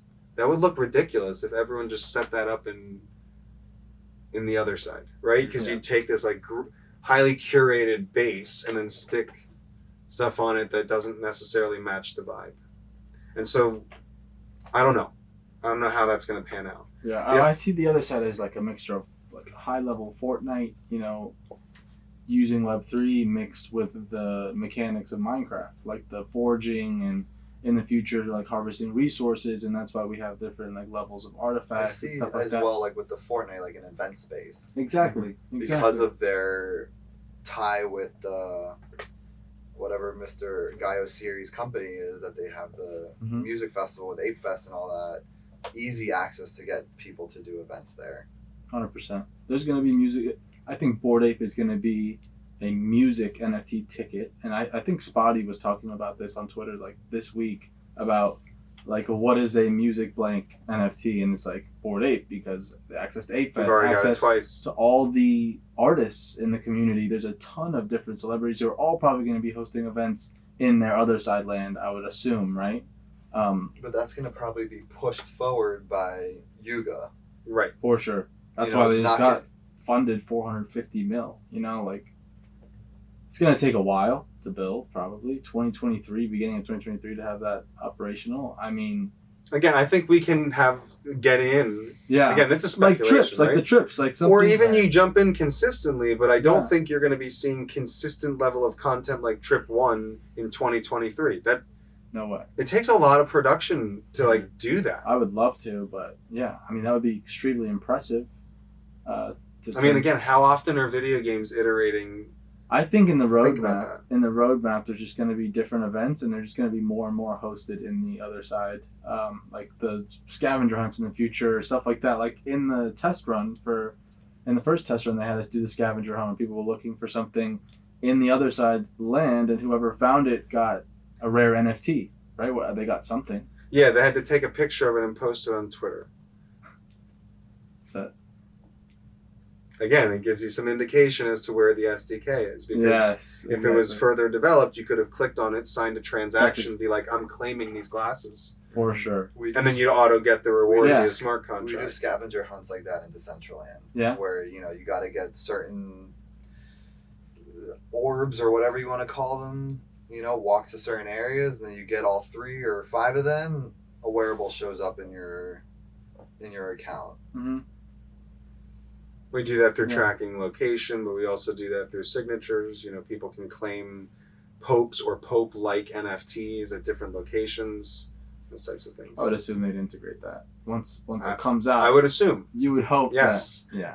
Again, this is about what do I think about the ODK or the SDK? It's like, I'd like to see where we're at. Yeah. What are we actually planning? Is there a blockchain section, or is there just a 3D graphics section, or is there just an avatar section? How far along is each part? What's the timeline expected on any of those components? So that we can plan. I see people talking all the time. I've seen people sell NFTs based on things they're going to give you when other side's SDK is available. And it's like, how can you begin to make a promise on that until you know what the SDK allows you to do? It'll offer, yeah. That's interesting. Yeah, I want the best things for it, by the way. There's guilds out there trying to purchase every single type of land in other side that has to make sure they have every single type of artifact, and Yeah. going kind of crazy without knowing anything. They're just putting trust into the system. I think about it for a second, and it's like, okay, so if there happened to be a story you could weave with all these resources, how big would the book be to teach you about how you weave all these things together? Think about how many artifacts and resources there are, and then think about, like, if this was Dungeons and Dragons and had to explain to the dungeon master how all these items might go together, how thick would that instruction manual be? How big? I feel like how they many have- pages is Game of Thrones? I feel like they have more funding though than Dungeons and Dragons when they created. I'm not saying I disagree. I'm just Because- like, so are you ready to ingest the level of content to understand how to weave together like 300 resources? No, I think that's why they should definitely like slowly introduce us to stuff, like along the way through development. Don't rush it, but keep introducing us to new developments within the metaverse. Like Rumble Kong is doing that really well with their 3v3 gaming metaverse and for basketball, and they show you like new animations, new scenes, new maps, like stuff like that. I'm sure they're gonna start dropping stuff very soon. Okay, so the last thing I want to talk about, if we could all give our variation of what's like the line that separates like a scary version of reality where people just care about the metaverse, and that's what a lot of people are afraid of, is that you get too consumed in this metaverse concept, VR, that you forget about the physical, right? This is gonna be great. So I would like to hear everybody's opinion on where they see that progressing. So What do you want your kids doing? Like, what do you want your kids? listen, my kids are on Roblox all the time. Yeah. That's basically a metaverse, and it has its own crypto. They just swipe your credit card for it, right? Like, that's how you get Robux. Like, what is Robux but like I a know. Web 2 crypto? That's what all the games like. Yeah, they have V-Bucks fixed- and credit, yeah, yeah. it's they have all Web 2 fictitious crypto. currencies. Fictitious Web 2 currencies. crypto. Yeah. So, mixed feelings on this. Bringing my kids into the discussion is a weird way to phrase it. But when we market Atlas, right, I try to think about how do we blur the lines between lore and reality. Because I truly believe like that's where we're going there, right? You're going to have a lot of people are content consumers. They are not content creators. Mm-hmm. And so the eventuality of like really amazing VR and content consumers is like you're probably going to spend a lot of time in VR. Yeah. If you can not just stimulate visuals, but you can stimulate hearing, and you can stimulate maybe like smells. The mind is pretty crazy. The tech's going to become smaller and more sophisticated, and that's when more people are going to be onboarded into VR. Right. It's too bulky, too unsophisticated. It's going to keep progressing. That's the end. Have you ever seen, like, I'm a big fan of like all the TV shows that touch VR or the movies that touch VR. Black Mirror has tons of like, oh, you put these little devices on your temples, and like, who knows how long that's going to take. But if we get to a point where like it's not like over your eyes and you have to like focus and your eyes get blurry and watery and or dry and or whatever, or if it doesn't sound too loud and hurt your eardrums. Like once you get past all of that, if you figure out the right interface, like people may actually be content like that. And so like that's a totally different discussion, is like we may not want that for society, but society may be happy. Okay? In a world where you had a lot of AI, you had a lot of robots do a lot of jobs that may be paid before, but they were menial tasks, maybe for people who weren't computer programmers or rocket scientists or putting people on Mars, right? A lot of those jobs might go away, and it might not be tomorrow, it might not be 2 years, but like AI is getting pretty good. Yeah. Right? We have some energy issues to solve to help distribute it. Yeah. But like beyond that, you're gonna have to figure out something to do with people. Because people aren't going away. It's very right? true. We just have more people.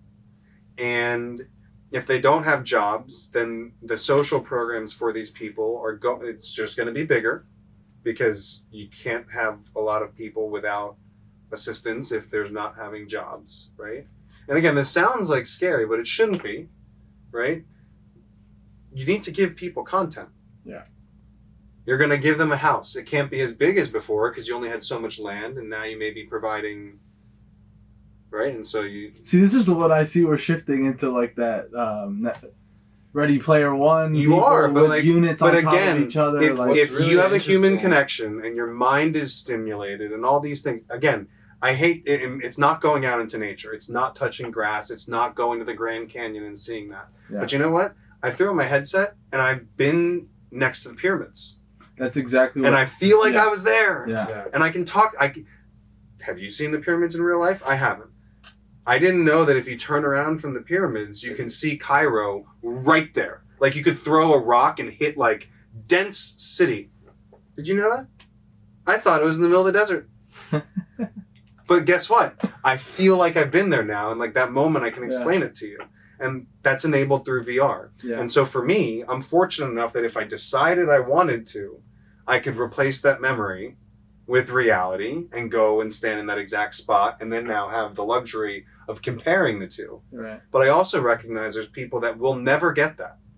In their entire life, it doesn't matter how hard they work, they're never really going to be able to redirect the money to do that. Correct. And so if for a couple $100, those people can explore this world like that, And any other. how is that not like making them more worldly? 100%. That's my like first that. explanation to people, and this is my answer to the question, is a lot of people are completely subject to their reality, and that's at the end of the day, they don't have the opportunities everybody else has. They're born in a different scenario. They don't have the resources to go out and see these places, and sometimes an escape from their realities is something that people look for. Like the same thing with TikTok, and when it's just like you said, content creation. There's a lot of people that rely on content creation just for their everyday amusement because their surrounding areas do not provide any of that. We have bowling, movies, beach, this and that. There's like we are in the most privileged and privileged areas in the world, I would say. And like my country, Lebanon, and there's so many different other places in the world that are completely not given opportunity to see the types of things that you're saying. But now that they can experience them in a world and experience anything, And with other people. And by with the other way. people, With people they exactly. may have never in their life come across. correct. You end up in this virtual space together. You may not even realize that you're using Google Translate. Yeah. I could be Exactly. speaking to somebody in Lebanon and they're hearing me in their language and I'm hearing them in my language. Yep. I see them, how they decided to dress themselves, which may be different than they dress themselves in real life. People can express themselves differently than they may be allowed to in Yeah. real life. Right? Yeah.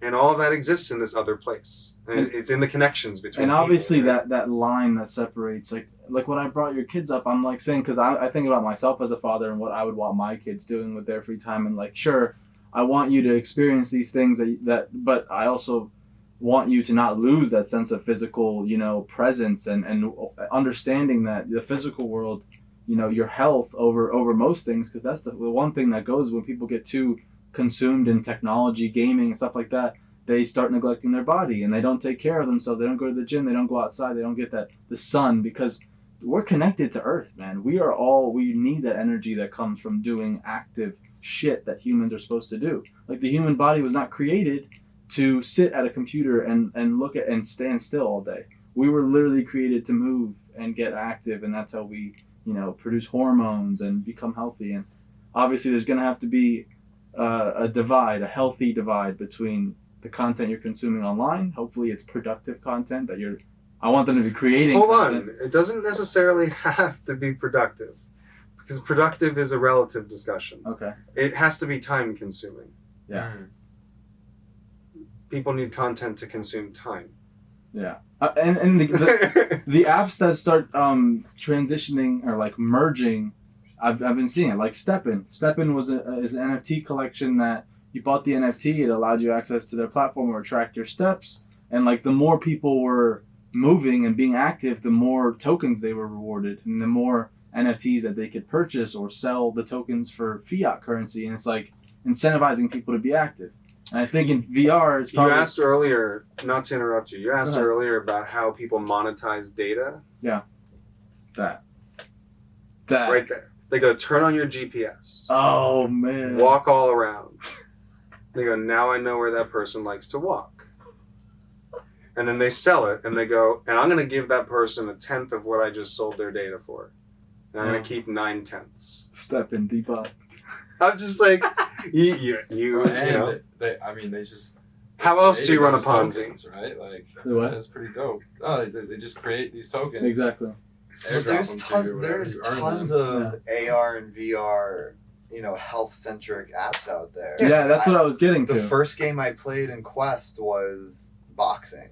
Yeah. And I was like sweating my ass off. Yes. Ready for this? When we were at the event in Miami, I was talking to one of the guys from Yuga. He's a product manager from Yuga, and he was telling me about his days past he worked at Coinbase, and before that he worked at Meta. Okay? And he worked in the, what did he call it? Let's call it the artificial assistant. I don't remember the exact term that he used. But it's like did you ever see the movie Her? Yeah. If they were trying to create Her, it was like that division. Okay?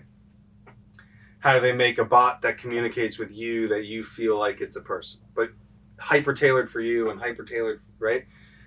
And I was like, well, why do you need that? He's like, think about VR gaming. You're playing Gears of War 22, okay?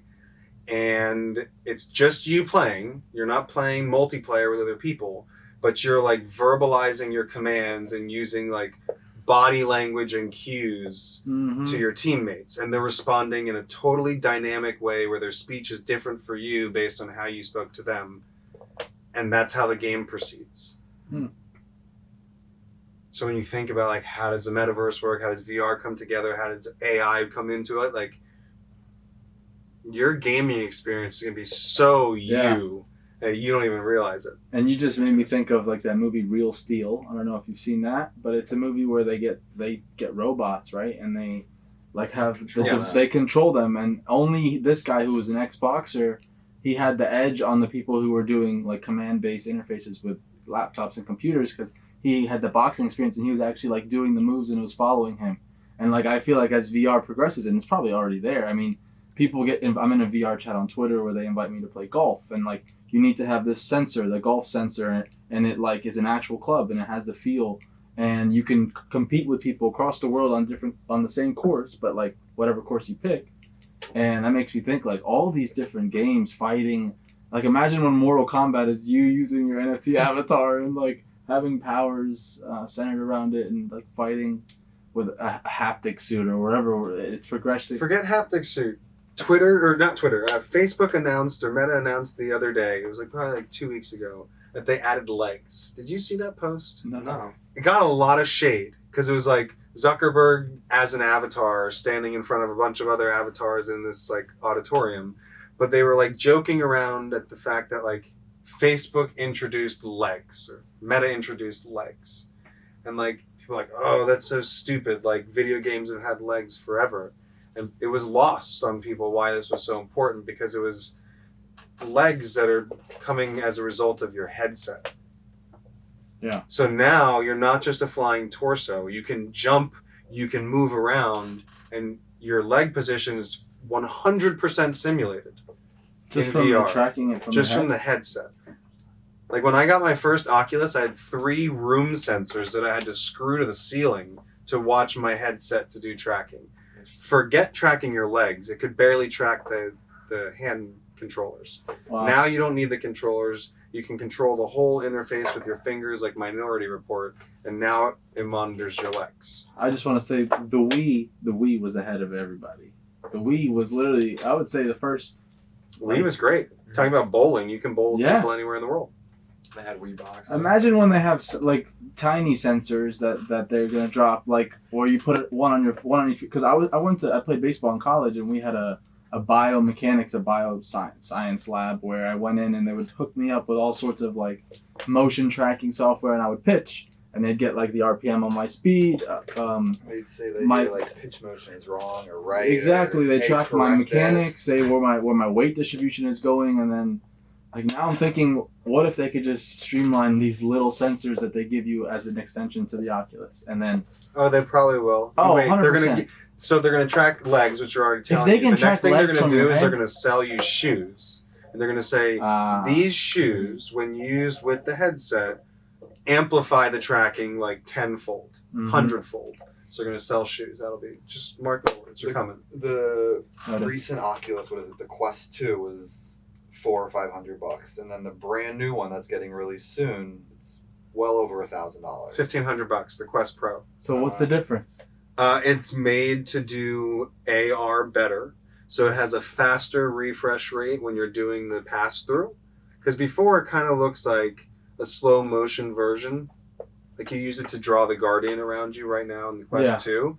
But if you were to walk around like that, you'd probably get sick. Like No, it's just like the delayed. It's a little bit choppy on the pass through. The new one is way faster on the pass through, higher resolution on the pass through, and it's full color. It's also much smaller. Yeah. It's smaller, right? Yeah. It doesn't block out light by default. Huh. All the old headsets have like this like rubber or padding around Yeah. it. Yeah. This one by default doesn't have that. It's meant to let your eyes breathe. It's meant to be worn for a really long time. That's what I've been looking. I have the Quest, and I don't like wearing it for a long time No, it because hurts. it leaves these Just huge hanging Yeah. on your circles face. on my Yeah. face. Have and you if it's not modified tight enough have to you leave, modified the band? That's the next step. You should probably maybe do you that. should teach me how to Yeah. modify it. Like you got it. The Quest 2 straps are really they Okay. position it in a way that really hurts your face. Yeah. So there's a couple. You go on Amazon, and search I'll like check it Quest 2 head straps, whatever. But there's ways to like rebalance the weight so it really just sits on top of your head, and then through like the way it tensions, it kind of just I don't know. Okay. It'll I know what be you it'll mean. be good. It helps you if you want to play longer. But Yeah. again, you're not going to wear that all day. Because you don't have air. Like Yeah, it's you're- just too much, and it's heavy. Yeah. But like, if they were thinner, like I do think I could work on virtual screens. If Yeah. the resolution was high enough, I still need letters to be pretty big. I don't want tiny letters. I wear glasses, right? So like, big enough letters. If I could have like 4 screens and I don't need physical screens, I'd wear that. Yeah. If it didn't feel like I was in a VR headset all day.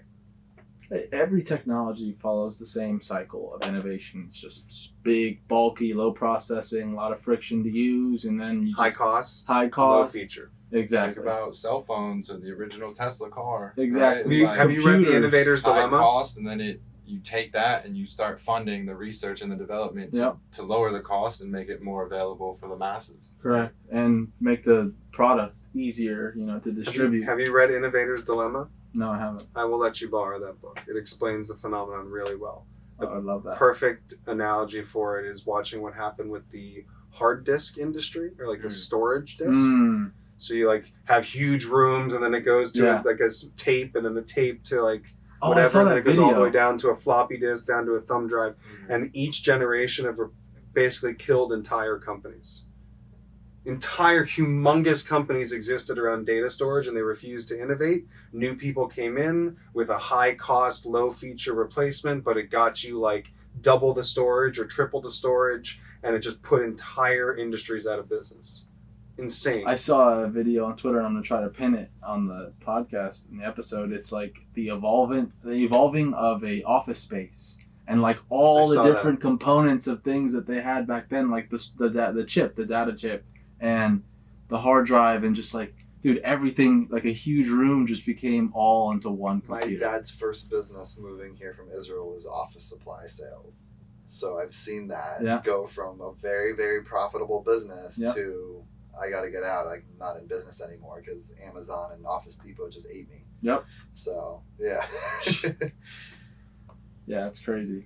I mean, so many things that are monopolized right now. And that's a huge aspect of decentralization in Web3 is like creating new brands that are more refreshing and pique your creative interest again, because we're so accustomed to seeing the same people on TV, on commercials, on billboards, on ads on your phone, like Flow, from whatever it is. You see the same people every single day, and it's only because these companies have monopolized a certain industry and are able to afford the exorbitant price to get these spots of real estate, right? Whether it's a commercial, a billboard, and now you have brands that are created by people, by entrepreneurs, by small businesses that, you know, if they're accepted by a global community, can compete against them and actually like take up market share in a world that's so monopolized. And I think and like the brand, that's why we all uplift each other and support each other with the apes. The ape IP usage is like, it's cool. Like, we're all in the same community and we're trying to uplift this brand that's trying to break these standards, right? So I think that's a beautiful aspect about it. Let me ask it this way. I mean, you know, some of these brands may not even exist yet. I mean, Coinbase became a brand, right? Yeah. FTX, they've got the arena in Miami. They're becoming a brand. Mm-hmm. Solana just opened a store. Shoes, right? They're selling shoes. So, you know, those are like interesting cases and more around exchange. But as a developer, as someone, we've talked about metaverse, gaming, NFTs, collectibles. What other industries do you see, facing kind of this massive, maybe not massive, but just these overhauls and these changes? And what kind of applications do you see that coming, from the future? Like, we're on our way there. I think that it's probably going to affect anything that involves digital ownership, right? So you don't really see it playing out yet, but music NFTs make a lot of sense. Again, if you follow something like Innovator's Dilemma, there was always a storage medium problem for music, right? Mm-hmm. Like, first you had the record, and then they stopped selling record players and you can only get 8 tracks. And then they stopped selling 8 tracks and you can only get tapes. And then tapes to CDs, and the CDs, now if you don't have like Apple Music or Spotify, you basically can't get any music. Yeah. Right? Do they even have CD stores anymore? They might. It'd be like a relic to go there. Barnes and Noble, I was there last week. And let's be clear, SoundCloud and YouTube have massive audiences for music. Okay, fine, but YouTube, you're like giving your stuff away unless you have viewers. Mm-hmm. Spotify has a little bit better of a monetization model for musicians because they track it through BMI and all that a lot better. But that's it. Like, so if you leave Spotify and you stop paying Spotify, you may or may not lose access. You lose access to your audience because they monopolized the mechanism for connecting artists to. I do think once you pay to distribute your music into SoundCloud through your not into SoundCloud, into Spotify through like the publishing mechanisms, mm-hmm. it's probably there to stay. Mm-hmm. They're going to want to continue making money off of it if they can. Yeah. They've taken. But that also goes into your algorithm of your user, where they're going to send you the music that they think you're going to listen to, right? Mm-hmm. And then they're going to keep sending you the music you're listening to, and maybe won't be, it's only as good as the person using it. Yeah. So you're going to continue paying the people that you're already listening to. I think that industry changes with the ownership, right? So maybe you can own music now, and if the mediums change or the playing mechanism changes or where you want to listen to it changes, you can still own it without relying on Spotify. Well, once we have a decentralized platform that tracks the BMI, like you said, or something that tracks the data in a way that can compete with Spotify and Apple Music, like the way that they connect artists to consumers, and then we have a ton of artists who all have like the way I see an album, right, is if you fractionalize an album and say, hey, we're selling these portions of the album to whoever is a committed supporter of this artist, so you can have an actual stake in the growth of them. Because music fans, at the end of the day, they're looking to be the first and the earliest supporter of somebody, and that's their flex. They want to say, hey, I was here first, I listened to them first. I knew Jack Harlow like 10 years ago before he went popular, and they have a picture with him, so they get a lot of followers, something like that. Now through NFTs and fractionalized ownership of music, they get taken part in the growth of them, like plays on a decentralized platform, and being able to verify that they were the first. Hey, I had the first NFT from Jack Harlow when he launched his first NFT collection, or his first Web3 sound drop of his album. I own a fractionalized piece of his album cover, which gives me royalties in perpetuity on the plays of that album. Like, that's where I see music going, and I see that trickling into so many different industries. I do. Yeah, I could see, right now a lot of music NFTs give you the music as the NFT. Like that doesn't necessarily make sense, right? Because then if that's the case, I could probably just grab it off of Pinata. Yeah. I don't want to be like the right-click saver in this discussion, but like you do also want to token gate stuff, right? Yes. So it might be that musicians make deals with multiple platforms who then will be able to play it for you if you have the NFT. And this way you decouple the platform from saying, well, they own it on my platform, to I'm occupying like Lance's time by making Lance go to Pandora.com. So that comes with ancillary benefits like being able to run advertising or whatever, but I'm going to enable him to listen to the content that he owns. And so it just changes how those groups have to monetize. Yeah. But it's probably not just like a sell music NFTs and they're available everywhere always, and because you're not going to have a model that works.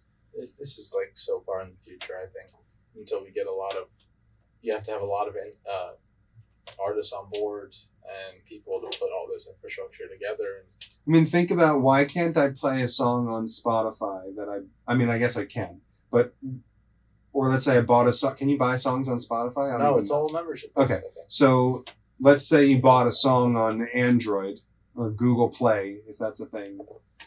Why can't I play it in iTunes? Right? Like, I get it. Apple doesn't want to play that way. Contract. I get it. Fine. But if I'm willing to spend my time on the iTunes app, that means Apple can do something else because they have my time. Mm-hmm. They got the content from a centralized source, which is the artist. Yeah. So the artist should be able to say whether or not I get to listen to that. But if I've bought that song, I can then download it, right? You could, but what if you spend your time somewhere else? Like, it's not your fault that it's not a tape, that you can't take it out of the Apple tape player and put it in the Spotify tape player. You know? Sure. That's what I'm saying. Like, you bought it digitally. So there's these places that you go to listen to the music because you like the interface. But if it's on my computer, I can have my Spotify play anything on a certain file on the computer. It doesn't have to be in Spotify, because Spotify will grab that folder from the computer storage. Sure. So Is that how Spotify works now? No, it's available. What happened in the past? When it started, I imported all my old iTunes libraries because when I was Is it younger, still there? They show up, but they're empty.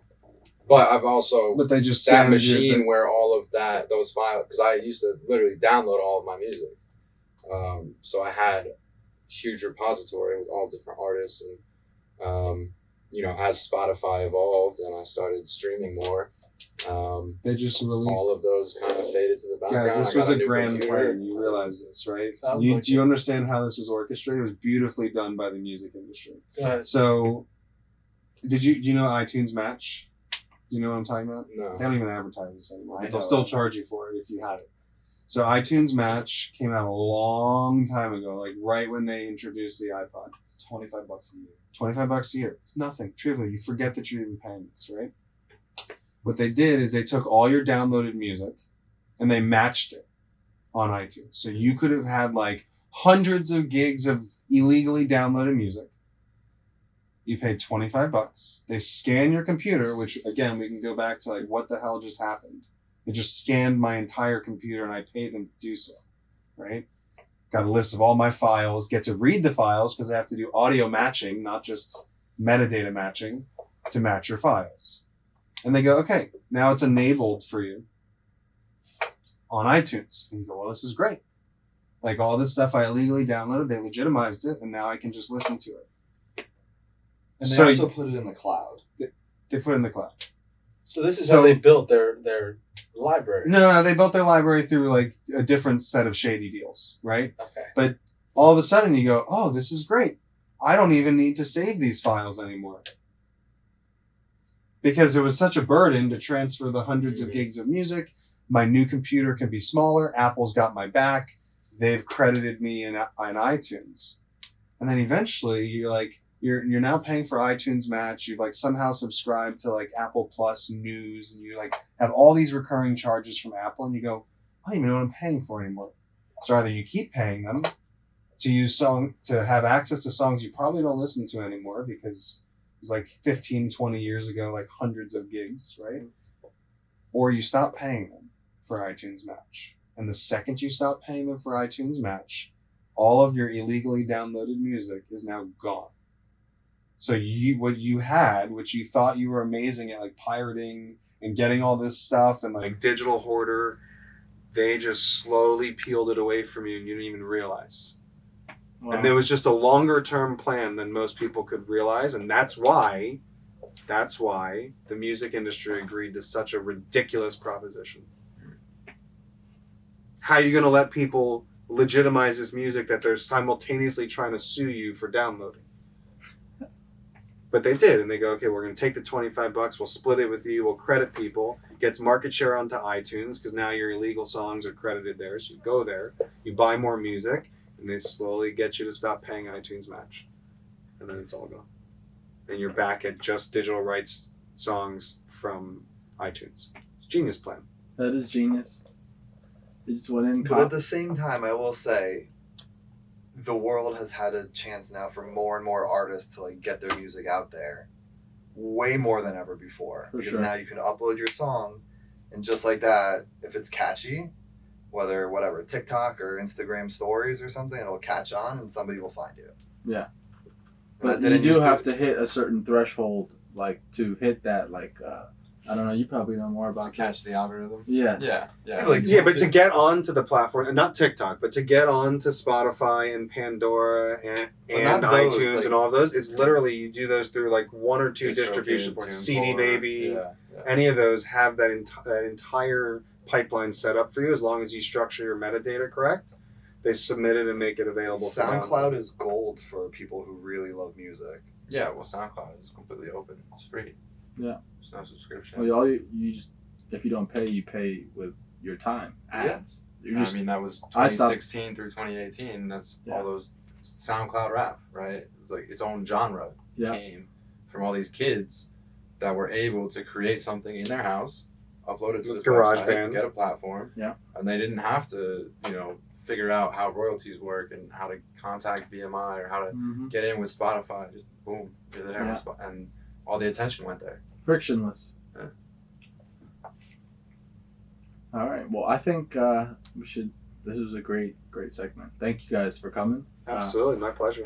Absolutely. Thanks for having us. being on and Yeah. joining us. Great discussions. Thank you all for listening, and we'll see you next week.